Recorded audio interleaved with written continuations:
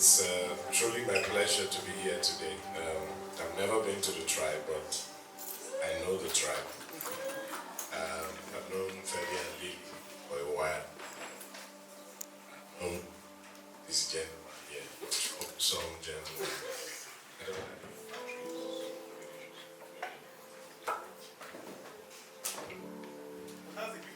Hallelujah. Okay. So, it's Easter. And, where is it? Just give me the button. If I do it there, I'm not the one for ceremony, just normal. You know, it's Easter. Easter means many things to many people. But over the course of the week, I was asking myself certain questions because what Easter means to many people is defective. So out there, you're seeing Easter bunnies, Easter eggs, and I'm asking myself, what has that got to do with anything? You know, we live in a merchandised world that once you package something, that's what drives. So that what Easter is, you know the truth? Easter is not even Christian. The root of the word Easter is Ishtar, which is a Babylonian sex goddess. It was a pagan festival. And if you trace most of what we do in Christianity, it came out of the time of Confucius, and a lot of things were just bastardized. Your navigation tool should be the word of God. Because a lot of things have been so, because we grew up with Easter egg. Just wait for Easter. That's when you don't follow the egg, chocolate, and we didn't know what it meant. But we also go to church and then they would do, you know. Easter became dramatized. Because all you see is, we come, we do the birth of Jesus, the death of Jesus, the burial, resurrection. It was just a drama. So I was asking myself a question. What's the real essence of Easter? I've preached it. I have grown up on Easter. But this week I was asking myself a lot of questions, and I just want to share a few thoughts with you, because in Christianity today we're at risk of losing it. And the world is so, you know, everything is Instagrammed and social media, that life is just a mirage. But there are certain things that don't change. God is constant. His word is constant. It does not change. The fashions, the fads will change, but his word will never change. And you need to anchor yourself in his word.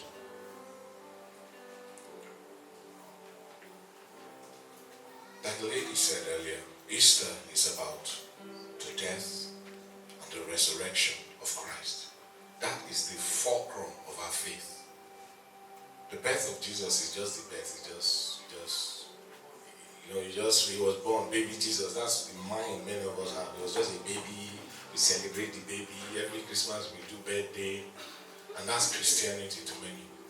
But he came for one purpose, to die. And it's his death that has meaning for us. Because it is not the death, it is the aftermath of the death, the resurrection. Because if he didn't rise up, like Teddy said, it's a scam. But that he rose up, scripture says, had they known, they would not have crucified Jesus. Because the ideal thing was public enemy number one, target him and take him out. But if they had known what the result would be, they would not have crucified him. That is the essence of our faith. So when we talk of doing water baptism, it's become a ritual. Easter too is a ritual now, because we just celebrate it and then move on. What is very instructive for me is, I've watched many movies about Easter and about the resurrection. The one that stands out is the Passion of the Christ, done by an unbeliever. They took unbeliever to really make it such that we can really, it's so graphic that you can't be normal after watching it. And you won't take the cross lightly. But that last one day, then you go back to your bad behavior. But it's instructive that it was an unbeliever who pulled out the real story of what that day and that period meant. And it is so crucial in our faith. It is meant to be what guides us on our day-to-day living, not just Easter. We'll take a few scriptures just to set up the background. So if we look at Romans 5, my go-to version is usually New King James.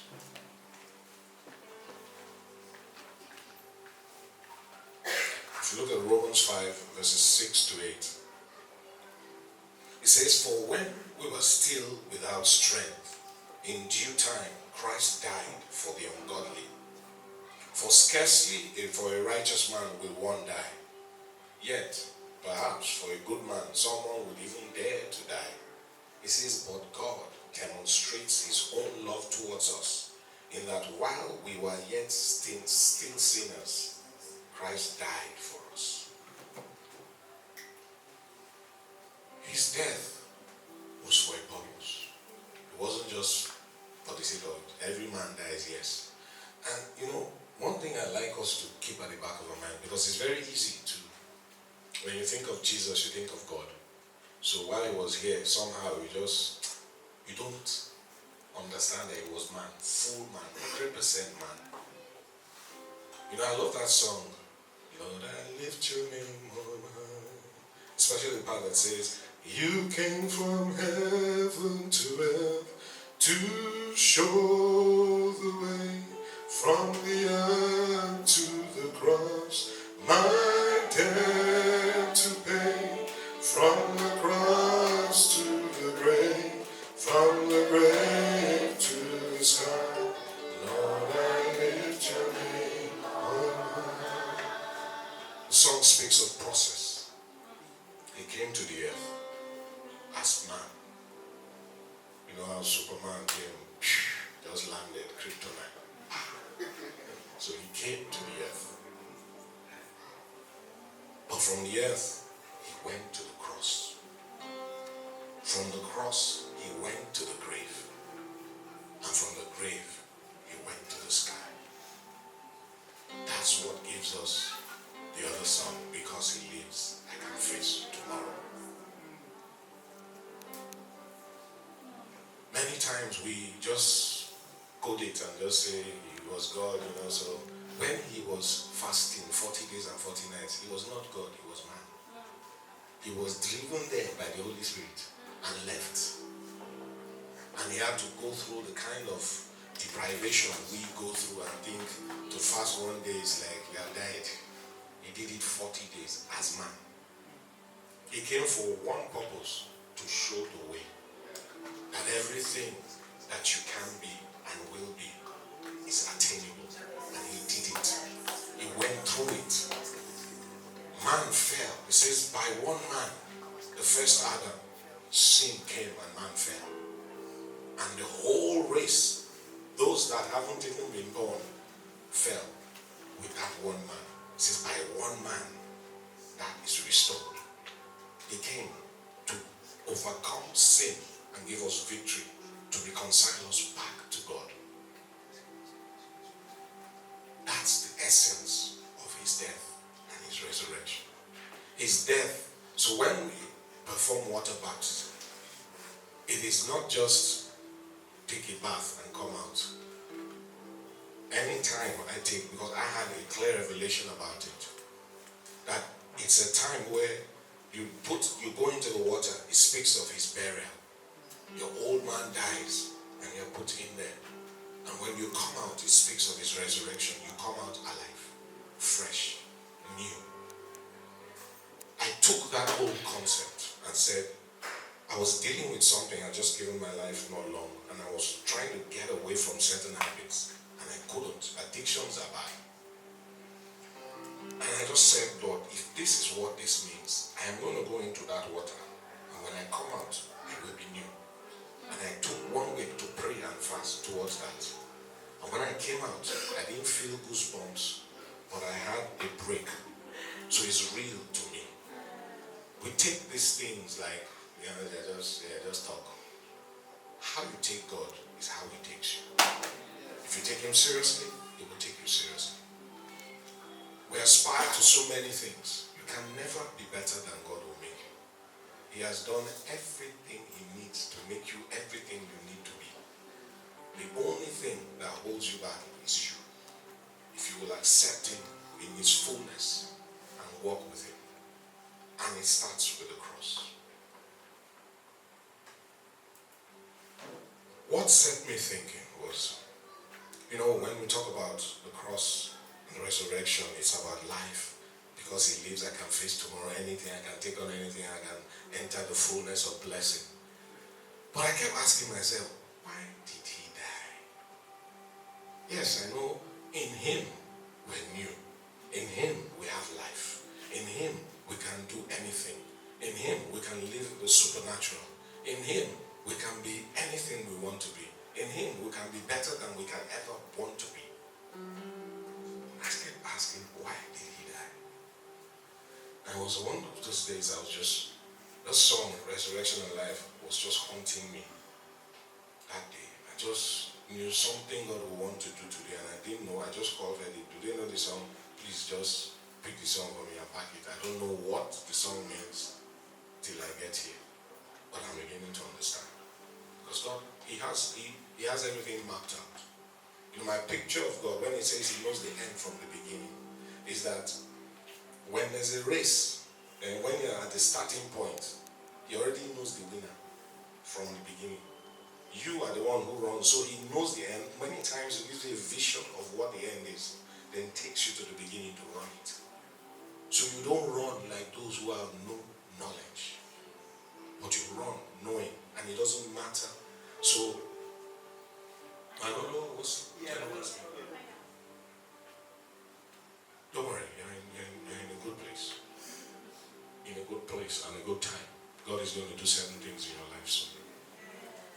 When you run, it doesn't matter the circumstances around you. One of my favorite scriptures. And you need to be people who spend time in the Word, and enjoy it. Because it opens up realms. Just as simple as reading two versions. Changes. I've spoken, preached, and read Isaiah 60 many times. Arise and shine, for your light has come, and the glory of the Lord is risen upon you. When I read it in the Amplified, my fuses were blown. It says, arise from the place of depression and prostration that circumstances have kept you. Rise to a new life. That's different from arise and shine. Because it says circumstances have kept you where you are, and it's easy to be depressed. But it says, arise from that place. The glory of the Lord comes upon you. It didn't say someone will pick you up. You arise. So when you're feeling down and you're feeling out, look to him and rise up. That's when the message of the cross becomes life.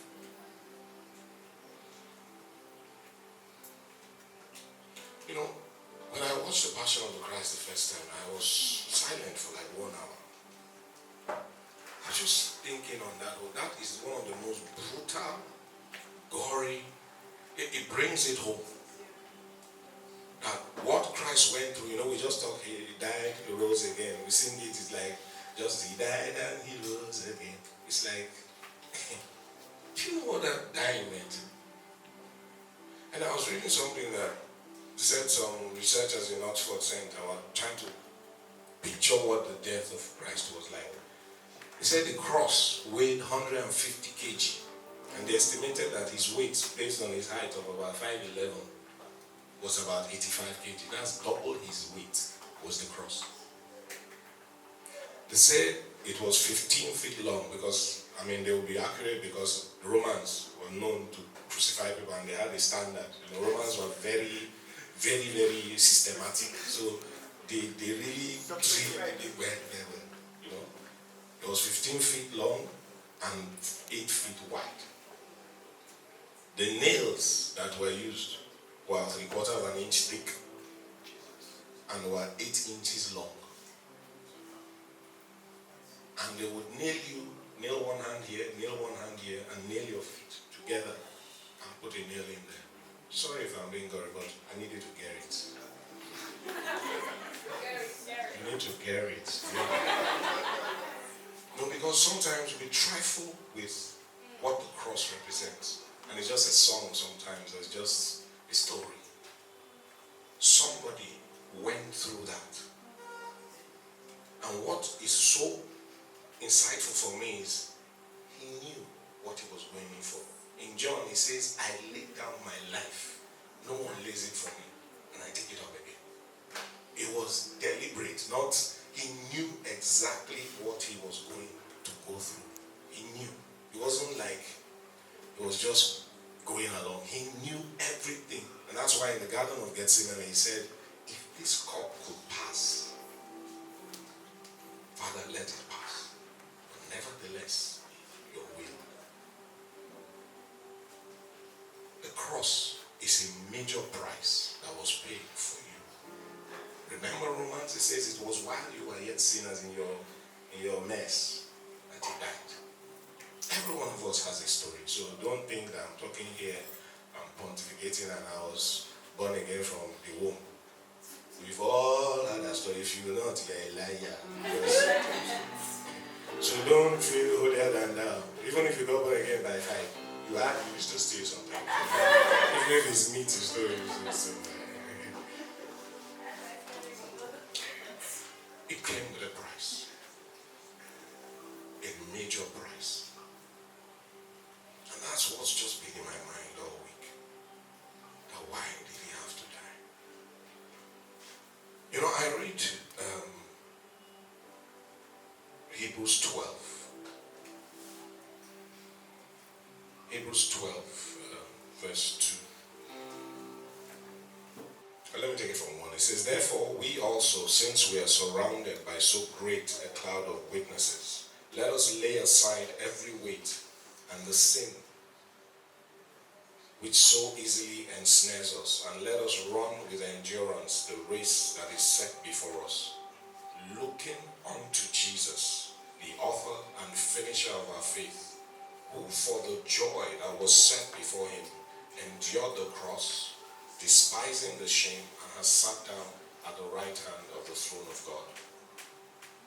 And I always used to speak about this, about Jesus. The joy before him was that he would sit at the right hand of the Father, and he would, have a name that was above all names. And that's what he kept his mind on. That's why he was able to go through. But when I was thinking this week, I said, this thing didn't add up. I've always thought that. I've always spoken that. But it didn't add up. I said, that's not enough to go through the kind of pain he went through. Yeah, we're all ambitious. I want to be more known than all of you. So I want to be the top dog. Yeah, everybody wants that. But, in life, you get those things, you find life is empty. You're the top dog, you're alone. Yeah. It's not as fulfilling as you thought. Yeah. And I began to remember that when God calls one man, he's thinking of a family, a nation, a group. He never thinks of one. And you'll be foolish to go that way. But that's what life is about as humans.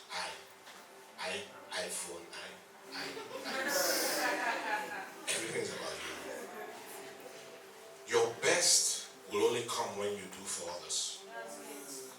When you give of yourself to others, that's when you hit the best points and things in your life and the best stations in your life. And everything Jesus did was for us. Let me read the Passion Translation. If you have that here, please, let it be yours. It's a lovely version. It only has New Testament, Psalms, Proverbs, and Isaiah for now. Verse 2 says, we look away from the natural realm and we fasten our gaze onto Jesus, who birthed faith within us and who leads us forward into faith's perfection. His example is this. Because his heart was focused on the joy of knowing that you would be his, He endured the agony of the cross, and he conquered its humiliation, and now he sits exalted at the right hand of the throne of God. The joy was that you would be. The Bible says he's the firstborn amongst others. We are joint heirs with him.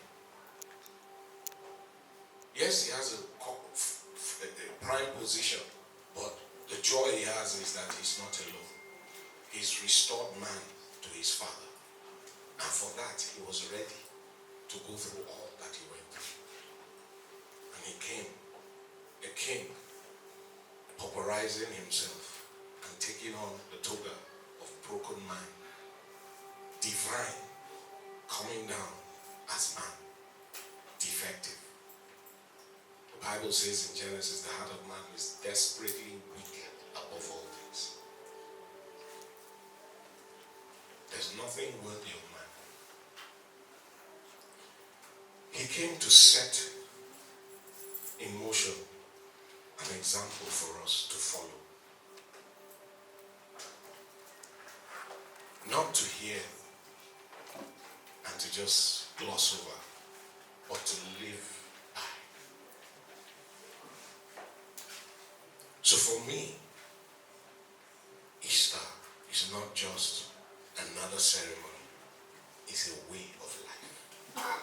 The cross was not enacted so that we can all aspire, hammer, blow, anything you want to call it, and live where? Paul was not called to hammer. He was called to live a rough life, to bring the word to the Gentiles. So don't try to be like the next person. Your call is different. Every one of us has a different call. The patterns, the pictures that God helps me understand things. And one of the things I understood early is we're all in a race. We're at the starting point, and the starter is holding up his gun. And once he starts that race, we all start running. But we're not all running the same race. Some are running 100 meters. Some are running hurdles. Some are running 200, 400, 1.5, marathon, steeplechase. We're running different things. Now, if I'm running marathon and Usain Bolt is running 100 meters and I try to keep up with him, when he finishes his race, I haven't even started. My own race will finish. And that's what happened to many of us. We're running other people's races. Each race has its own configuration. For 100 meters, you need to be fast off the blocks and you need to push till you get to the end. For a marathon, you start slow and just stay consistent, and then you burst towards the end. It's because you need to maintain and hold your strength. You need to build stamina. Even the training patterns for both are different.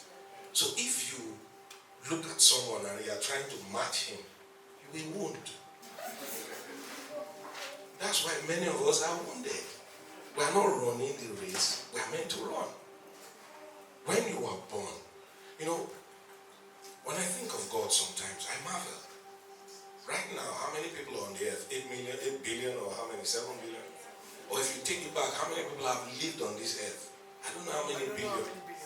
But each one is different from the next, and the next that will be born. Each one is unique. There are no two that are the same. No fingerprint will ever be the same as any other one. Never. So even if 30 billion people have lived on this earth, we have had 30 billion different fingerprints.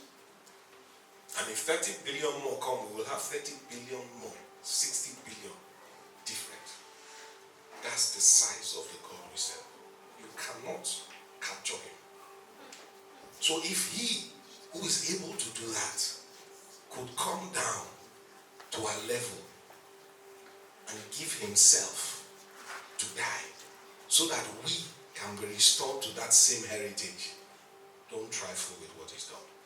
Do not trifle with what is done. The world today makes us very self-centered, so focused on ourselves and our issues and and blowing and hammering that you miss what you're here for. God puts you not for yourself, but for others. And if you don't ever capture that, you will be miserable for the rest of your life. You will never attain anything. Thank you, sir. I know someone, we're friends.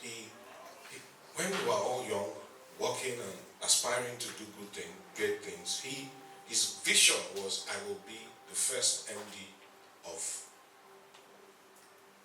one of the USC companies. Then USC was the main company, so he aspired Unilever, all those companies. You want to be the first MD under 30. That was his target, his goal. I mean, under 40. He wanted to be an MD. I know those days the status car they had was this Apollo, the one with God Benz that had twice. Yeah. That was the status car, was the car there. You know what I'm saying? It was the thing. If you had it, you were it. That was his dream. He attained it. Before he was 40, he became MD of one of the USC companies. But less than 10 years later, he had done it for like 8 years and was tired and wanted to do something else. He didn't know what to do. He went and worked with Airtel, worked with them. He was just working in different places and he was restless. Because you have become MD of one of the biggest companies. What again? The thing that will satisfy you is not in attainment. Paul said, I count all those things as done. I work to apprehend what he has done. We need to reset our values. Because the world is so material that it's just carrying us off a cliff. We're going in the wrong direction. Everything you have is meant for others. Your gifting. And you know, God is not an unjust God. It's a hosepipe principle. You use the hosepipe to water. Water passes through it to water plants. But there's still water in it. Yes, sir. So you will. Yes, You see, sir. if you aspire to get all the money, be richer than Dangote. You know, the one article came out recently that he withdrew $10 million one day to prove him to himself that he's rich. That's madness. You are rich. But you want to know you are rich. But it's a normal human trait, because even David, when he was king, decided he needed to count, do a census to know how many soldiers he had. Even Joab, unbelieving Joab, was telling him, don't do this thing. He said, I have to do it. Because of that, God killed 70,000 people. 70. God said, choose 3 things. Sword, famine, pestilence. Choose. David said, it's better to fall into your hand. 70,000 people died because of that act. That's human nature. He says, Satan moved him to do it. David. None of us is immune. You have to live your life by God. Otherwise, you'll miss it. I derailed. That's not where I was supposed to be, but it's okay.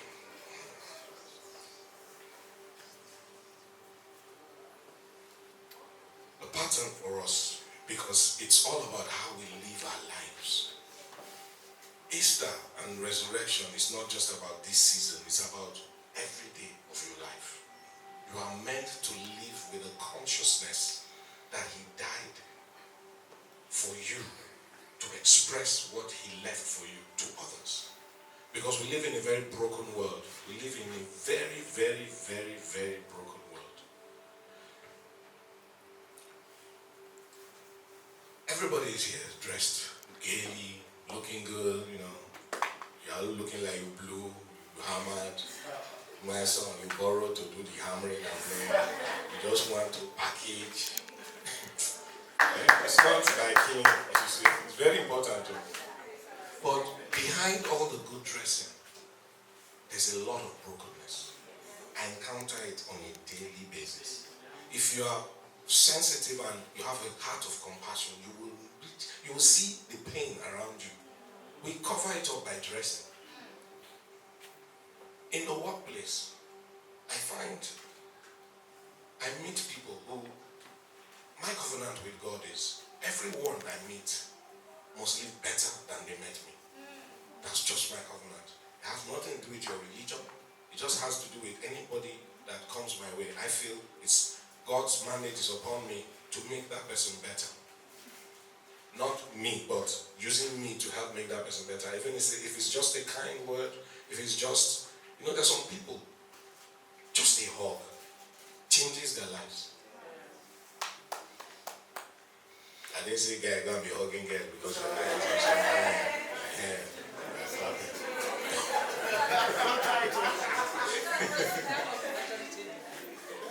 But you don't know what the little seeds you sow that don't seem like anything, what they can do. And for the past, must be 10 years, the 2 devotionals, I just get them, they bless me. I've been sending them out for 10 years. Many days I might not have read it, but I do, because I've learned not 1, not 100 times.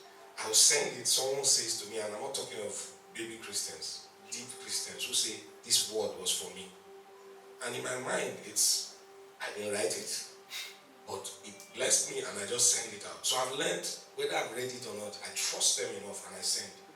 Countless times, all the time, I get those kinds of messages. And I pass it on to the people who wrote it. Because God places gifts around you, that you are a gift. But in your brokenness, all you can see is your issues. In my life, the things God has helped me, used me to touch people with, are areas I'm broken in. But if you open yourself, He can use you. Don't look down on yourself, because the price that was paid for you is an investment that must yield. The tragedy is that the investment Christ made in many is wasting away.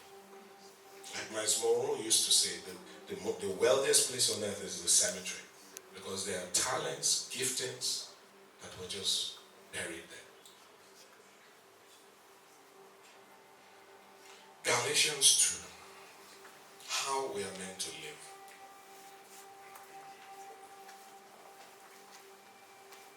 I need you to make a commitment today that you're not going to live just an anyhow life going forward. Your life will reflect true understanding of what Christ did. Your daily life, not Easter. Your daily life. Galatians 2:20 is what Paul said. It says, I have been crucified with Christ. It is no longer I who live, but Christ lives in me. And the life which I now live in the flesh, I live by faith in the Son of God, who loved me and gave himself for me. The Passion Translation says, my old identity has been co-crucified with Messiah, and it no longer lives. For the nails of his cross crucified me with him. And now the essence of this new life is no longer mine. For the Anointed One lives his life through me. We live in union as one. My new life is empowered by the faith of the Son of God, who loves me so much that he gave himself for me. And this is the clincher for me. And he dispenses his life into mine. He says he poured out his blood. You know, the human body contains 5.5 thereabouts liters of blood. All his blood was drained out. Every single drop was drained out. Crucifixion was a really brutal way of killing people. When they nailed you, you would bleed from the hands, the legs, but it would take so long. And typically what they would do is they would break your leg so that you will die faster. But when you know that he had been whipped and dragged with thorns, he had been bleeding for hours before he got there. He says he fell 3 times. He was whipped. You know, when you know the Romans, they were are really wicked people. So if you fell into if you are a prisoner or a convict, their whips had broken bones, bottles, all kinds. So when they whip you, each lash, and you were lashed 40 times. So imagine what his back would have been like. Again, forgive me if I'm being gory. I need you to carry it. It cost. It says we live a new life. And that has to be our MO. Going forward. People of understanding. Because he didn't die in vain. He didn't die in vain.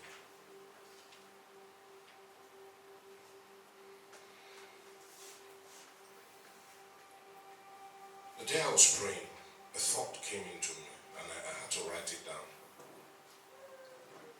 You know, I said we live a life, there's so much brokenness around the world. So much brokenness. But brokenness is a currency that I understood that very early in my Christian life, that God uses. He restores the broken-hearted. He's a repairer of the breaches. Brokenness is not a bad thing in itself because he can use it. And he always does. But right now, there's so much pain and brokenness out there that people are going through. And the world we live in is so, it can capitalize on that so well. So they will tell you that a lot of dysfunctional adults were not loved as children. And we say it's real. It's real. You see, the human being responds to touch. If you affirm a child and make that child positively reinforce that child and hold the child will grow up adjusted. But chances are they won't if you do anything. All you do is beat them, you don't correct them. They will grow up thinking, I deserve the beating, everything that happens is okay. And they just grow thick skin towards anything. And they don't take correction. You know, we joke about African mothers those days. You know, when you go out and your mother just look at you like this, you just know, hey, you start dreaming of the beating. So you just align. It's not the beating, the look. That look, just look at you like this. You just adjust immediately. my friend, his father used to tell him, when you just behave badly, he'll tell you, next Friday, I'm going to cane you. So that's next Friday. The torture. Appointments. Then you just be behaving, then you be laughing, and you're laughing. Friday. By that Friday, they have died. They have died. When that Friday comes, it's like, if you could disappear, you want to disappear. But when you affirm a child, you know, so today, I saw one video the other day, I sat down and I was marveling. You know, people have gone through all kinds of things, they need assurance. There's nothing wrong with therapists. But the new form is they are called professional cuddlists. They cuddle you. I'm telling you. I saw the video, I was just shaking my head. He said when you have problems, you just go to them, they will cuddle you. You pay to be cuddled. And I'm like, it's a new name for prostitution as far as I'm concerned. Because they say you can be cuddled for 6 hours. I'm saying a man cuddle a woman, you don't know. And he says, but there's a caveat. Nothing happens without consent. I'm saying, it's prostitution. Where I'm going is that the world will always come up with ways to nurture people in the wrong way and just help you enter more. The one thing I know that can reach into the depths, because many of us are walking around with pains that haven't gone. There are dark spaces in our hearts. You know, the mind is a marvelous thing. Scientists will tell you that your mind can capture 13,000 thoughts in 1 minute. 13,000. Wow. 1 minute. Wow. So you can bury things so far down that even you believe them. Wow. You can just bury it and refuse to focus on it. And it's there. It's not gone anywhere. Brokenness is a place where you come to full confrontation with the issues and God can move you forward. So many people, and that's that's what was in my heart. That when that song came, I know that God wants to do things. Because when we read the words, it says, like he said in John 11, is the resurrection and the life. Jesus is his name. At the mention of his holy name, dead things come alive. The potency and the power in the blood of Jesus and in his name are enough to recover anyone who was gone down the slopes of perdition. No matter how far gone you are, God is able to bring you back, to clean you up and make you righteous. What I feel God saying today is, come to me. Just come to me as you are. No condemnation, no hang-ups. I don't condemn you. I want to love on you. I want to restore you. Open your heart to me. You look good. Everything looks normal. But there's a raging storm in your heart. And I know I'm speaking to at least 2 people here today. He says he stands at the door of your heart and knocks. If you will open your heart, he will come in. It has to be your choice. But he's ever ready. If he could come and die for you to be restored, don't waste time. Open yourself to him.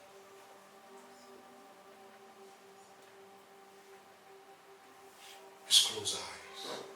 I just want you to open yourself to him. I don't doubt at all that people he wants to touch, their hearts he wants to mend. The song I love so much, it says, in the presence of Jehovah, troubles vanish, hearts are mended.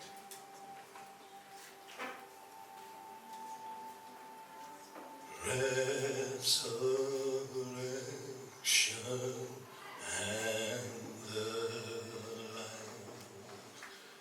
Jesus is your name. At the mention of your holy name, and things will come alive. Resurrection